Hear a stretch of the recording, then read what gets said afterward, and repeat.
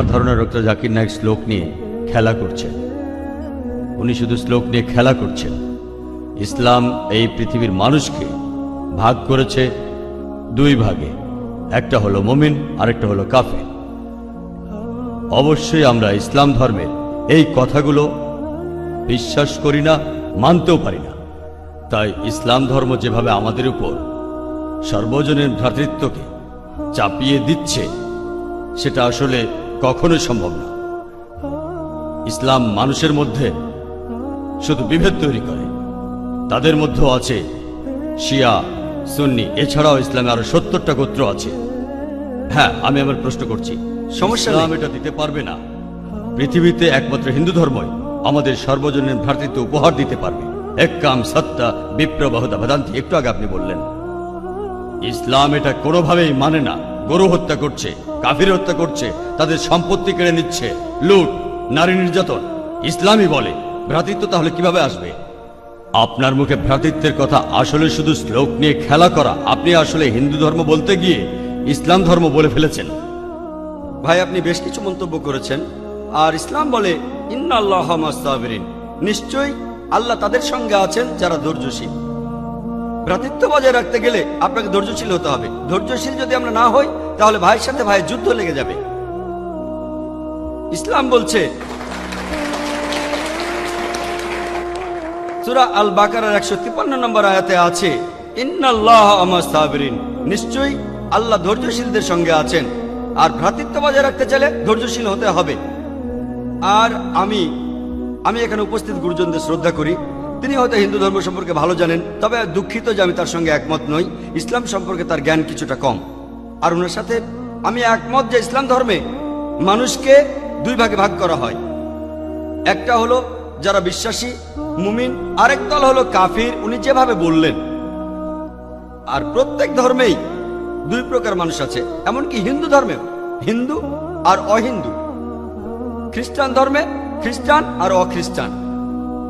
ইহুদি ধর্মে ইহুদি আর নন ইহুদি। ইসলামে মুসলমান আর অমুসলমান। তাহলে ইসলাম আলাদা হলো কি করে? আর আমি এখানে হিন্দু ধর্মের সমালোচনা করব না, আমি সমালোচনা করব না। কিন্তু আজকের এই লেকচারে আমি হিন্দু ধর্ম নিয়ে কথা বলবো, কারণ আমি বিভিন্ন ধর্মের একজন ছাত্র হিসেবে আমি বেদ পড়েছি, আমি উপনিষদ পড়েছি। তবে এখানে ছোট্ট একটা মন্তব্য করি। হিন্দু ধর্মগ্রন্থ বেদে আছে যে এই মানুষ জাতি সৃষ্টি হয়েছে সর্বশক্তিমান ঈশ্বরের 4টি অংশ থেকে। তার মাথা থেকে এসেছে ব্রাহ্মণ, বুক থেকে এসেছে ক্ষত্রিয়, আর উরু থেকে বৈশ্যরা ব্যবসায়ী জাত, আর পা থেকে শূদ্ররা বর্ণপ্রথা। আমি এটা নিয়ে মন্তব্য করতে আসিনি, আমি এটা চাই না। আমি চাই না হিন্দু ভাইদের মনে আঘাত দিতে। ইসলাম ধর্ম এটার অনুমতি দেয় না। আমি এসব নিয়ে মন্তব্য করছি না, কোনো ধর্মের সমালোচনা করছি না, আমি কারো সমালোচনা করছি না। আমি কথা বলছি না যে কোনো ধর্ম ভুল।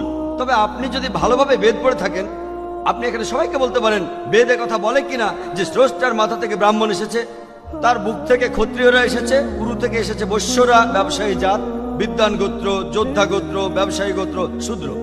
শূদ্ররা হলো সবচেয়ে নিম্নবর্ণ। আর ডক্টর আম্বেদকর এটা নিয়ে বই লিখেছেন। আমি সব খুলে বলছি না। হিন্দু ধর্ম আমি ভালোভাবে পড়েছি।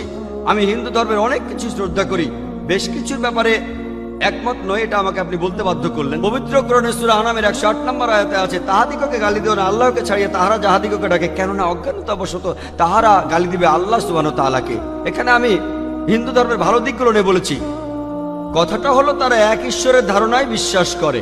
আপনার প্রশ্নের ব্যাপারে বলি যে আপনি বলেছেন মুসলিমরা তারা মানুষ খুন করে, এছাড়াও তারা হত্যা করে। আপনি বললেন গরু, ঠিক আপনি কথা বলেছেন। এই সবগুলো অভিযোগের উত্তর দেওয়া দরকার, সময় এখানে কম, কয়েকটার উত্তর দিচ্ছি। অন্য কেউ প্রশ্ন করেন, আপনাদের সবার ভুল ধারণাগুলো আমি ভেঙে দেব, আমারও ভালো লাগবে। আর ভুল ধারণাগুলো ভাঙিয়ে দিলেই তারা ইসলামকে ভালোভাবে বুঝতে পারবে। এজন্য আমার লেকচারে সবসময় একটা প্রশ্নোত্তর পর্ব থাকে। আর আমরাও বলি যখন কেউ সমালোচনা করে আমারও ভালো লাগে। যত বেশি সমালোচনা হবে তত বেশি বোঝাতে পারবো, তত ভালো করে ইসলামকে বুঝতে পারবেন। আমি সেটাই করি। ইসলামও বলে সত্যকে ছড়িয়ে দিতে। হিকমার সাথে পবিত্র কোরআনে সূরা নেহালের 125 নম্বর আয়াতে আছে, উদু ইলা সাবিলি রাব্বিকা বিল হিকমা ওয়াল মাউযিতিল হাসনা ওয়াজাদিলুম বিল্লাতি আহসান। মানুষকে প্রতিপালকের পথে আহ্বান করো হিকমত আর সদুপদেশ দ্বারা, আর উহাদের সহিত তর্ক করবে সবচেয়ে উত্তম পন্থায়। যখন বলা হয় আমরা আমিষ খেতে পারবো কিনা, গরু ছাগল কোরবানি দেয় ইত্যাদি। আর অনেক অমুসলিমই বলবে, মুসলমান আপনারা সবাই নিষ্ঠুর মানুষ, প্রাণী হত্যা করেন। ভাই আপনাদের আমি বলি, একজন মুসলমান খুব ভালো মুসলমান হতে পারে, এমনকি যদি সে পুরোপুরি ভেজিটেরিয়ান হয়। এটা বলা হয়নি যে আপনাকে অবশ্যই ভেজিটেরিয়ান হতে হবে ভালো মুসলিম হতে গেলে, কিন্তু পবিত্র কোরআনে অনেকবারই বলা হয়েছে যখন তুমি মাংস খেতে পারো তখন মাংস খাবে না কেন। পবিত্র কোরআনে সূরা মাইদার 1 নম্বর আয়াতে উল্লেখ আছে, বলা হয়েছে যে ইয়া আইয়ুহাল্লাযিনা আমানু, হে মুমিনগণ, তোমাদের অঙ্গীকার পূর্ণ করিবে আর তোমাদের জন্য কিছু চতুষ্পদ প্রাণীকে হালাল করা হইয়াছে আর কিছু প্রাণী হারাম। পবিত্র কোরআনে সূরা নাহলের 5 নম্বর আয়াতে উল্লেখ আছে যে আল্লাহ চতুষ্পদ জন্তু সৃষ্টি করিয়াছেন যাহাতে তোমরা শীত নিবারণ করিতে পারো এবং উহাতে বহু উপকার রহিয়াছে এবং উহা হইতে তোমরা আহার করিয়া থাকো। পবিত্র কোরআনে সূরা মুমিনুনের 21 নম্বর আয়াতে উল্লেখ আছে তোমরা চতুষ্পদের মাংস আহার করিতে পারো। আমরা জানি যে আমিষে, এখানে অনেক ডাক্তার আছেন, আমি একজন মেডিকেল ডাক্তার, এতে অনেক প্রোটিন আছে, প্রচুর আয়রন আছে, আর এগুলো খুবই সুস্বাদু। আর এইসব আমিষ জাতীয় খাবারে আপনি যে প্রোটিন পাবেন, এই পরিমাণ প্রোটিন আর কোথাও পাবেন না। আপনি পাবেন না। নিরামিষের মধ্যে সয়াবিনে আপনি সবচেয়ে বেশি প্রোটিন পাবেন, সেটাও আমিষের প্রোটিনের চেয়ে অনেক কম। আর এবার আমি গরু হত্যা নিয়ে কিছু কথা বলি। যদি হিন্দু ধর্মগ্রন্থগুলো পড়েন, আমি এখানে কোন ধর্মের সমালোচনা করছি না, ভাই একটা প্রশ্ন করেছেন তাই আমাকে সত্য কথাটা বলতে হবে। হিন্দু ধর্মে আমিষ খাওয়ার অনুমতি দেওয়া হয়েছে। হিন্দু ধর্মগ্রন্থে দেখবেন সাধুসন্তরা আমিষ জাতীয় খাদ্য খায়, এমনকি গরুর মাংস। পরবর্তীতে অন্যান্য বেশ কিছু ধর্মের প্রভাবে, যেমন ধরুন জৈন ধর্ম ইত্যাদি, মানুষের উপর অহিংসার দর্শনের প্রভাব এসে পড়লো, তারা প্রাণী হত্যা বাদ দিল, তারা এই দর্শনটাকে তাদের জীবনধারায় যোগ করলো। তবে ইসলাম ধর্ম প্রাণীদের অধিকারের কথা বলে থাকে। শুধু প্রাণীদের অধিকার নিয়ে আমি একটা লেকচার দিতে পারি। পবিত্র কোরআনে আছে, পশুর উপর বেশি বোঝা চাপিও না, তাদের প্রতি সদয় হও, তাদের খাদ্য দাও, কিন্তু প্রয়োজনে তোমরা তাদের মাংসও খাইতে পারো। আর যদি আপনি অন্যান্য ধর্মগুলো ভালোভাবে দেখেন, অনেকে আমিষ খেতে বারণ করেছে। এই দর্শনের ভিত্তিটা হলো এই যে আপনি প্রাণী হত্যা করবেন না, কারণ তাদের জীবন আছে, সে কারণে আমিষ খাওয়াটা অন্যায়। আমি এর সাথে একমত। যদি কোনো মানুষের পৃথিবীতে মানুষ হত্যা না করে থাকে, সেখানে আমিই থাকবো সবার উপরে। সর্বজনীন ভ্রাতৃত্ব হিন্দু ধর্মে আছে যে সব প্রাণী আপনার ভাই। প্রত্যেক প্রাণী, হোক সে সাপ, পাখি অথবা পতঙ্গ। আমি আপনাদের একটা প্রশ্ন করছি যে কোন মানুষটা হাজার হাজার ভাইকে না মেরেও 5 মিনিটের জন্য বেঁচে থাকতে পারে? এখানে যারা মেডিকেল সায়েন্স পড়েছেন তারা ভালো বুঝতে পারবেন যে আপনারা যখন নিঃশ্বাস নেন তখন আপনার শরীরে প্রচুর ময়লা জীবাণু ঢুকে, সেগুলোকে মেরে ফেলেন। তার অর্থ এই ধর্মে বাঁচার জন্য আপনার ভাইদের আপনি মেরে ফেলছেন। ইসলামের সর্বজনীন ভ্রাতৃত্ব বলে মানুষ জাতির প্রত্যেকেই আপনার ভাই। বিশ্বাসের ভ্রাতৃত্বে প্রত্যেক মুসলমানই ভাই ভাই, প্রত্যেক প্রাণীই আমার ভাই নয়। তবে অন্য প্রাণীদের রক্ষা করতে হবে, তাদের ক্ষতি করবেন না, বিনা কারণে তাদের অত্যাচার করবেন না, তবে প্রয়োজন হলে সেগুলোর মাংস খেতে পারেন। ইসলামের সর্বজনীন ভ্রাতৃত্ব বলে মানুষ জাতির প্রত্যেকেই আপনার ভাই। বিশ্বাসের ভ্রাতৃত্বে প্রত্যেক মুসলমানই ভাই ভাই, প্রত্যেক প্রাণীই আমার ভাই নয়, তবে অন্য প্রাণীদের রক্ষা করতে হবে, তাদের ক্ষতি করবেন না, বিনা কারণে তাদের অত্যাচার করবেন না, তবে প্রয়োজন হলে সেগুলোর মাংস খেতে পারেন। তাই যে দর্শন বলে আমিষ খাবার খাওয়া অন্যায়, কারণ এখানে আপনি প্রাণী হত্যা করছেন, বিজ্ঞান প্রমাণ করেছে, এমনকি গাছপালারও জীবন আছে, আপনারা জানেন।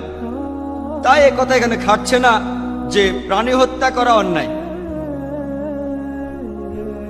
তাই এখন তারা যুক্তিটা পাল্টে বলল যে আচ্ছা, গাছেরও জীবন আছে, তবে তারা ব্যথা অনুভব করে না, তাই গাছ হত্যার চেয়ে প্রাণী হত্যা অনেক বড় অপরাধ। আর আজকের দিনে বিজ্ঞান উন্নত হয়েছে, আমরা জানি গাছও ব্যথা অনুভব করে, এমনকি গাছও কাঁদতে পারে, গাছেরও ভালো লাগতে পারে। তাই গাছ ব্যথা অনুভব করে না, এটা টিকলো না। এখানে ব্যাপারটা হলো যে গাছের কান্না মানুষ শুনতে পায় না, কারণ মানুষ কানে যে শব্দ শোনে সেটা সীমা 20 সাইকেল পার সেকেন্ড থেকে 20,000 সাইকেল পার সেকেন্ড। এই সীমার মধ্যে কিছু হলে মানুষ সেটা শুনতে পায়, এই সীমার নিচে বা উপরে মানুষ কিছু শুনতে পায় না। যেমন ধরুন কেউ যদি ডগ হুইসেল বাজায়, ডগ হুইসেল জানেন, যেটাকে বলে সাইলেন্ট ডগ হুইসেল। যখন কেউ এই হুইসেল বাজায়, এটার সীমা হচ্ছে 20,000 সাইকেল পার সেকেন্ডের উপরে, 40,000 সাইকেল পার সেকেন্ডের নিচে। কুকুর 40,000 সাইকেল পার সেকেন্ড পর্যন্ত শুনতে পায়। তাই কেউ যদি হুইসেল বাজায়, কুকুর হুইসেলটা শুনতে পারে কিন্তু মানুষ শুনতে পায় না, এটাকে বলা হয় সাইলেন্ট ডগ হুইসেল। একইভাবে গাছপালার যে কান্নাকাটি আমরা মানুষরা কিছুই শুনতে পাই না, তবে গাছও কাঁদে, তারাও ব্যথা অনুভব করে। আমাদের একজন ভাই বললেন, যিনি বিষয়টা নিয়ে বেশ তর্ক করছিলেন, আর আমাকে বললেন, ভাই জাকির, আপনার কথা আমি মেনে নিলাম যে গাছপালারও জীবন আছে, তারাও ব্যথা অনুভব করে, তবে আপনি কি জানেন যে গাছের দুটো ইন্দ্রিয় কম আছে, তাদের 3টা ইন্দ্রিয় আছে, পশু পাখির ইন্দ্রিয় আছে 5টি। তাই গাছপালা হত্যার চেয়ে পশু হত্যা করা অনেক বড় অন্যায়। আমি তাকে বললাম যে ভাই, ধরুন আপনার একজন ছোট ভাই আছে, সে ছোটবেলা থেকে বোবা আর কালা, দুটো ইন্দ্রিয় কম, সে বড় হওয়ার পরে কেউ একজন তাকে খুন করে ফেললো, আপনি কি বিচারককে বলবেন, ও মি লর্ড, এই খুনিকে কম শাস্তি দিন কারণ আমার ভাইয়ের দুটো ইন্দ্রিয় কম ছিল, এই কথাই বলবেন? আপনি বলবেন, ও মি লর্ড, তাকে দ্বিগুণ শাস্তি দিন কারণ সে একজন নিষ্পাপ মানুষকে হত্যা করেছে। তাই ইসলামে এটা কোনো যুক্তি নয় যে 2 বা 3টা ইন্দ্রিয়। পবিত্র কোরআনে সূরা বাকারার 168 নম্বর আয়াতে আছে, যে বৈধ খাদ্যবস্তু আছে তাহা তোমরা আহার করো। তার অর্থ যেগুলো বৈধ আর হালাল খাবার সেগুলো খেতে পারো।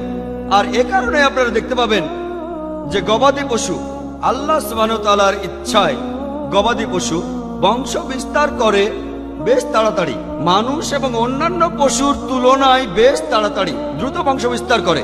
যদি আপনার কথা মেনে নেই যে মানুষ কোনো গবাদি পশু খাবে না, তাহলে পৃথিবীতে গবাদি পশুর পরিমাণ অনেক বেড়ে যাবে, অনেক বাড়বে।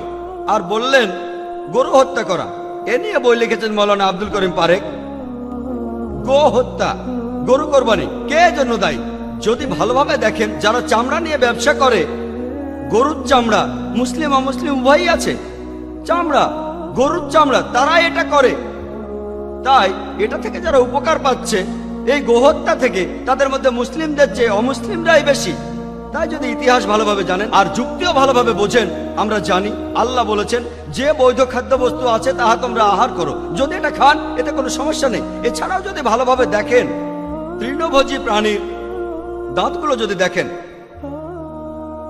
গরু, ছাগল, ভেড়া, তারা শুধু শাকসবজি খায়, তাদের দাঁতগুলো সব সমান। যদি আপনারা মাংসাশী প্রাণীর দাঁতগুলো ভালোভাবে খেয়াল করেন, সিংহ, বাঘ, চিতাবাঘ, তাদের দাঁতগুলো খুব সুচালো, তারা শুধু মাছ মাংস খায়। যদি আপনি মানুষের দাঁত দেখেন, আয়নায় আপনার নিজের দাঁত দেখতে পারেন, আমাদের সুচালো দাঁত আছে, সমান দাঁতও আছে। যদি সর্বশক্তিমান ঈশ্বর আমাদের শুধু নিরামিষ খেতে বলতেন, তাহলে আমাদের সুচালো দাঁত দিলেন কেন? কেন? আমিষ খাওয়ার জন্য। যদি আপনারা তৃণভোজী প্রাণীদের পরিপাকতন্ত্র ভালোভাবে খেয়াল করেন, গরু, ছাগল, ভেড়া, তাদের পরিপাকতন্ত্র শুধু নিরামিষই হজম করতে পারে। মাংসাশী প্রাণীগুলোর পরিপাকতন্ত্র, বাঘ, সিংহ, চিতাবাঘ, তারা শুধুমাত্র আমিষ হজম করতে পারে। আর আমাদের মানুষের পরিপাকতন্ত্র আমিষ নিরামিষ দুটোই হজম করতে পারে। যদি সর্বশক্তিমান ঈশ্বর আমাদের শুধু নিরামিষই খেতে বলতেন, তাহলে কেন এমন পরিপাকতন্ত্র দিলেন যেটা আমিষ নিরামিষ দুটোই হজম করতে পারে? তাই বিজ্ঞান নিয়ে যদি পরীক্ষা করেন, সৃষ্টিকর্তা আমাদের আমিষ নিরামিষ দুটোই খাওয়ার অনুমতি দিয়েছেন। আশা করি উত্তরটা পেয়েছেন। যদি আপনার অন্য কোনো প্রশ্ন, কোনো ভুল ধারণা থাকে, আমি আনন্দের সাথে তার উত্তর দেব। একবারে একটা ধারণা বলবেন যাতে আমি তা দূর করার সময় পাই। আপনাকে ধন্যবাদ।